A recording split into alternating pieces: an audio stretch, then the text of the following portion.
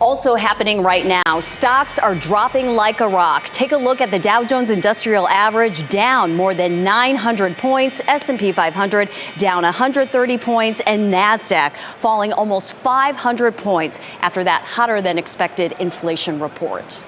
And inflation higher than expected, according to the latest data released by the Bureau of Labor Statistics. It is at 8.3%, which is down slightly from last month, but a higher number than expected.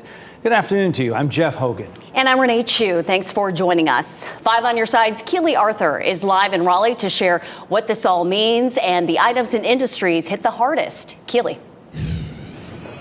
Renee, I want to start with a little good news because we all deserve that, right? Inflation is still way above where we want it, but it isn't as bad as it was in earlier months this year. So right now it's 8.3% for the month of August, meaning the cost to buy something costs 8.3% more this August compared to last. But when you look at other months, it was actually at 8.5% in July of this year and 9.1% in June.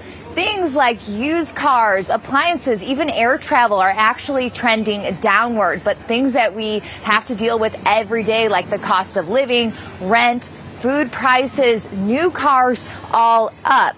And groceries are up really high, 13.5% compared to last year, which is huge. The cost of food impacting not only the price you see on the shelves, but the cost of food at restaurants. Cantina 18 here in Village District has upped their prices slightly to offset double-digit inflation and costs of things like chicken and cooking oil. Of course, consumers are noticing, we all are, and adjusting accordingly. I would definitely say eat out a little bit less and just pick differently. Like, I'm definitely pretty loyal to the ones that have been around a while, who have survived the pandemic, as opposed to a lot of the newer places that have been open. It is a good idea to go down a little bit. I spoke with Cantina's owner, Jason Smith, who tells me this is a balancing act.